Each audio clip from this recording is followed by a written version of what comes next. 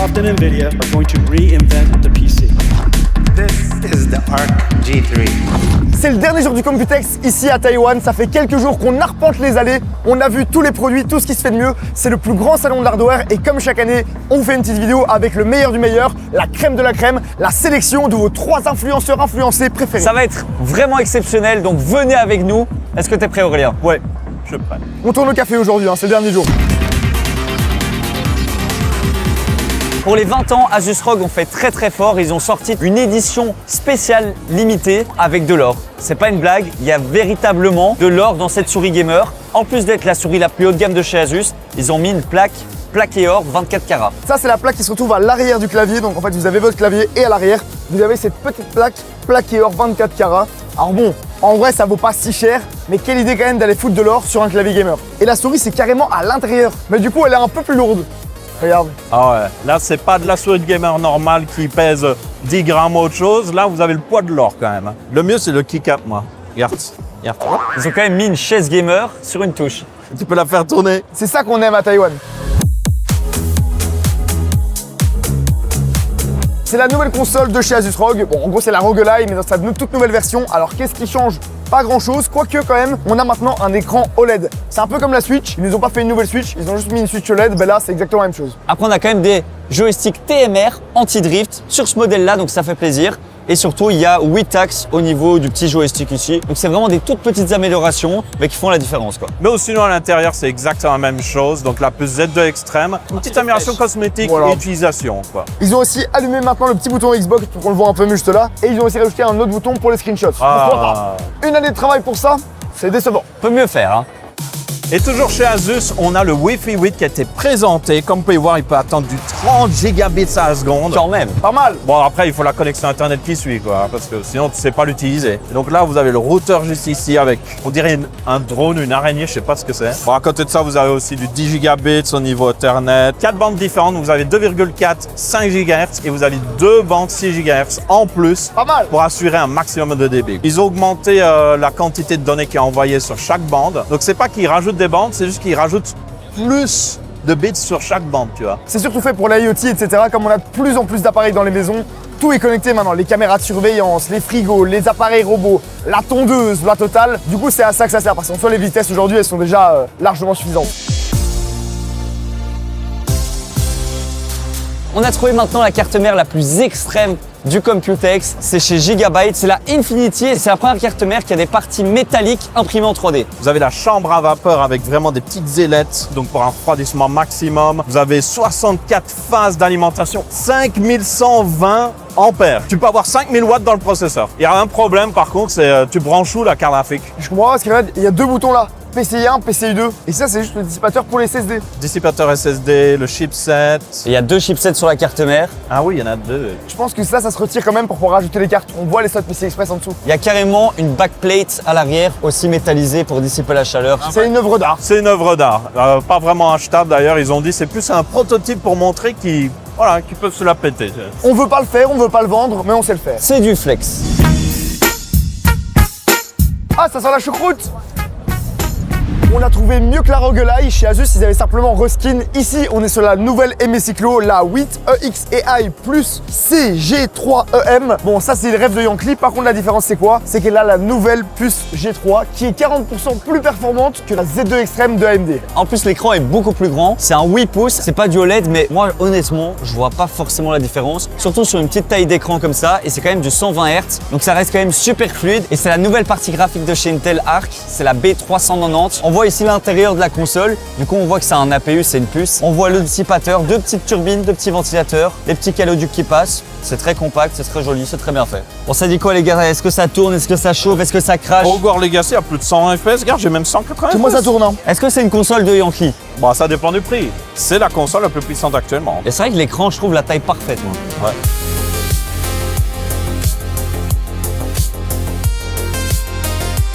La grosse annonce du Computex, c'est Nvidia avec sa puce RTX Spark. Donc c'est une puce ARM. Là où Apple sont très chauds avec leur puce M. On a vu aussi sur la chaîne les nouvelles puces Snapdragon. Et là, c'est au tour de Nvidia de bousculer le marché et de lancer leur propre processeur. On est sur la même puce que sur le DGX Spark, qui était ce mini PC fait pour les IA. Donc on a jusqu'à 6100 coups d'accord, qui est l'équivalent d'une RTX 5070, ce qui est vraiment pas mal. Quand même. On a aussi jusqu'à 20 cœurs ARM à côté de ce GPU, qui sont faits par MediaTek. C'est pour ça qu'on est sur le stand de MediaTek. Évidemment, au niveau des performances, ce sera à confirmer, même si Aurélien a pu jouer dessus un petit peu et ça avait l'air de quand même vachement bien tourner. Mais il faut se rendre compte de la révolution. Là, Nvidia propose une puce qui intègre à la fois le CPU, le GPU et la RAM intégrée, les trois en une seule puce. On peut monter jusqu'à 128 Go de RAM. Et quand on connaît la crise actuelle, le nombre de marques comme Intel, AMD, etc., là, Nvidia propose tout en une seule puce. Ça va peut-être révolutionner la planète. C'est un petit coup de génie parce que du coup la bande passante est meilleure, il y a une meilleure efficacité énergétique vu que ça consomme pas grand chose. Et d'ailleurs ici sur le stand, il y a pas mal de PC portables et de modèles qui sont déjà sortis. Et le plus gros partenaire aussi, c'est Microsoft qui va faire une Surface Pro Ultra avec justement l'RTX Spark. Et j'ai pu assister à une présentation.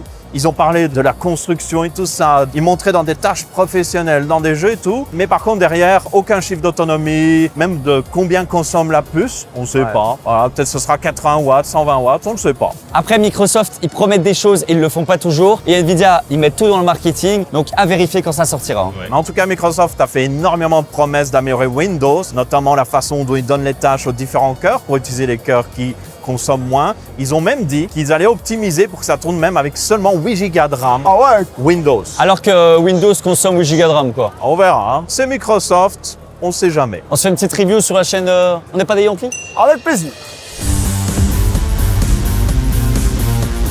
Et là, on est chez Acer Predator. Ils ont aussi leur propre console avec la nouvelle puce G3 Extreme de chez Intel. C'est un peu la même chose.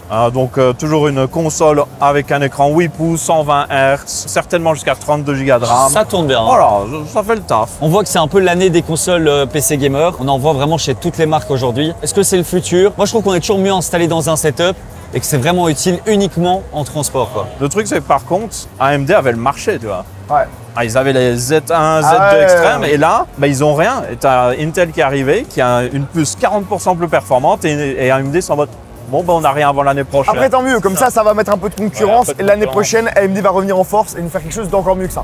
Alors en termes de carte graphique, on le sait, il n'y a pas de nouveauté, il n'y a pas une nouvelle puce, il n'y a pas les RTX 6000. Par contre, il y a toujours des nouveaux modèles sur les RTX 5000. Là, on a PNY qui tape très fort avec un modèle slim. En gros, on est sur une 5080, mais avec seulement 2 slots. On peut voir sur le côté. Elle est vraiment super fine et tout aussi bien refroidie. Il n'y a pas eu de compromis en termes de fréquence. On est même un petit peu overclocké. On est à plus 113 MHz par rapport à la fréquence de base. Regardez comment ils ont fait. En fait, ils l'ont simplement fait plus haute avec des plus grands ventilateurs qui du coup vont tourner moins vite, vont faire moins de bruit. Et regardez, on est sur le PCB de base parce que du coup, le câble doit partir et traverser la moitié du radiateur pour venir se brancher dessus. Alors là, on a le modèle Metal Edition qui n'est pas du tout un modèle qui sortira. C'est un prototype et c'est un peu un showcase. Il y a les modèles en full black qui sont sortis en 5080, 5070 Ti, 5070 et peut-être plus tard en 5060. Et la 5080 Founder Edition aussi, elle est très fine également. Toi, elle fait 2 slots. On voit qu'ils savent pas trop quoi faire, quoi. Ouais, c'est du skin quoi. C'est comme Asus. Hein. On met du gold dessus, puis c'est bon. Avec la sortie du MacBook Neo, vous avez plein de marques qui ont un petit peu stressé, se sont dit oh, on a de la concurrence maintenant. Et donc, vous avez Intel qui a travaillé en partenariat avec pas mal de marques pour sortir des ordinateurs qui, normalement, seront au même prix que le MacBook Neo, mais avec des meilleurs specs. Et ça va utiliser des nouveaux processeurs qui sont les Wildcat, qui auront d'ailleurs le même nombre de cœurs que le MacBook Neo. Vous avez 6 cœurs. Bon, ça démarre à 8 Go de RAM, 16 Go, vous aurez certainement plus. Et comme vous pouvez voir, là, on a un petit modèle. T'as tout le châssis qui est en métal, donc il y a quand même une petite inspiration. Par rapport à un MacBook, t'as quand même un écran 120 Hz, ça il faut le dire. Chargement rapide, plus de SSD. Des Thunderbolt 4. On sent clairement qu'ils se sont chiés dessus et qu'ils se sont dit il faut vite une réaction et une réponse à Apple. Là, vous pouvez voir le Wildcat, c'est juste un Core 5, c'est même pas Ultra, c'est Core 5 320. Après là, il n'y a pas grand chose qui tourne et pourtant regarde, on est déjà à 46% de la RAM utilisée. Hein. Windows.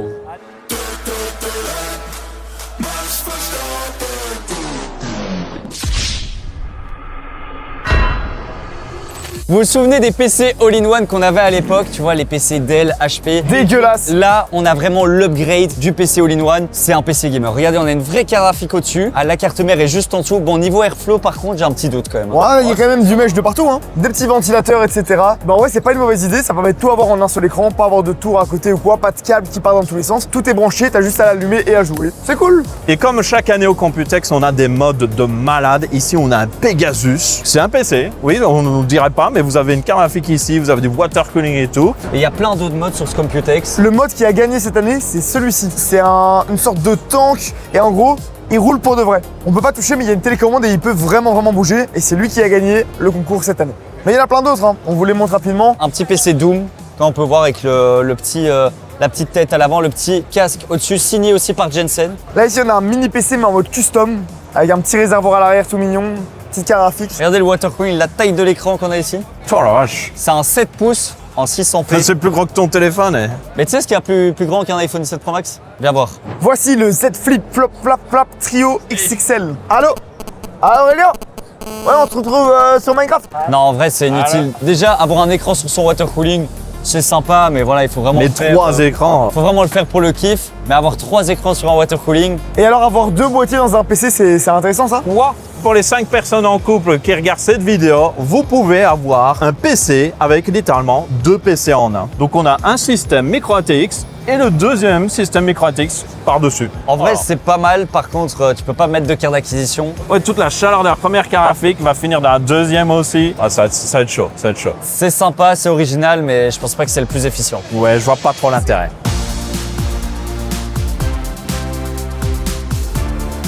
Après le Computex, c'est pas que de l'hardware, il y a également pas mal de stands et de halls. Ici par exemple, on est dans un autre hall où au rez-de-chaussée, on a toutes les startups qui viennent de partout dans le monde et qui présentent leurs innovations. Mais ce qui est bien, c'est qu'il y a un hall un peu plus loin avec de la robotique. Et surtout, on a vu quelque chose de très choquant, une voiture qui change de couleur. Ouais, c'était un truc de fou. C'est un stand e-ink/BMW. Alors en gros, ça utilise de l'encre électronique, c'est comme ça qu'ils appellent ça. En fait, c'est un covering sur la voiture, sur la carrosserie. En gros, en fonction du courant qu'ils envoient, il y a l'encre qui monte ou qui descend. À la surface, vous avez une certaine couleur ou une autre. Surtout, c'est en temps réel, donc on voit vraiment ça change. Et c'est par petites zones. C'est pas un écran non plus. On l'avait vu au CES il y a quelques années. Il y avait un stand justement BMW à l'extérieur. Elle changeait mais 1 ou 2 couleurs maximum et c'était assez long. Et même on l'avait pas vu en live, etc. Là vraiment, c'était devant nous, ça changeait de couleur. Il y avait plusieurs parties de la voiture qui changeaient. Il y avait même un endroit où c'était genre une option où sur le capot avant, ils avaient reproduit la skyline de Shanghai, donc vraiment sur la même pièce de voiture. Il y avait plusieurs lignes, etc. qui bougeaient. Franchement, c'est très stylé. Si un jour ça arrive sur le marché, même en option, c'est stylé. C'est beau l'hardware, c'est ça qu'on aime. Et aussi chez Corsair d'ailleurs, on a vu un boîtier, le Warthog, qui faisait un peu ancien. C'est un peu un design old school qu'on avait militaire qui était très populaire au début des années 2000, un peu 2010. Mais avec des specs modernes, ça veut dire qu'on avait un type C,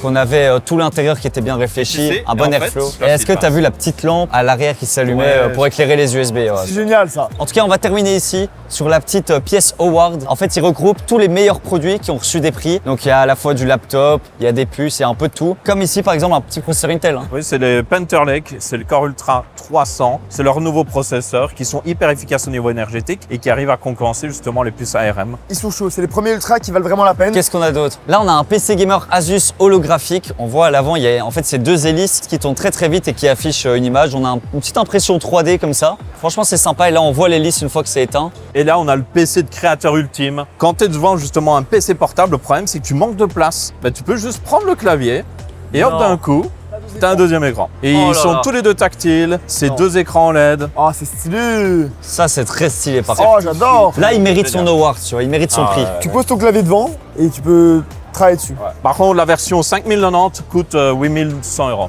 Non. C'est cher, c'est cher. Ça, c'est un écran 3D. En gros, tu te mets en face, il y a plein de capteurs et tu as l'impression que c'est en 3D, ça ressort hyper fort. Ben, en fait, il y a des caméras là qui captent ce que je vois et qui après changent l'image pour que j'ai un effet 3D, ça marche. Tu vois vraiment l'arme en 3D, t'as l'impression qu'elle est dans ta... Je la vois qu'elle ressort. C'est vraiment stylé, mais ça donne quand même un peu mal à la tête. Et au milieu de tous ces awards, on va rester là pour cette vidéo du Computex. C'est vraiment l'endroit où tout se crée. C'est là où les technologies sont montrées pour la première fois. C'est là où les partenaires se rencontrent pour créer des nouveaux produits, des produits de demain. C'est le rendez-vous. Voilà, c'est ça, c'est vraiment ça. The place to be. Après, il y a des produits top comme des produits flop. Nous, ici, on vous a montré un peu les pépites, quoi. On espère qu'il y aura plus d'annonces et de nouvelles sorties l'année prochaine. On vous refera une vidéo évidemment. Merci d'avoir suivi celle-ci. À bientôt. Ciao. Ciao.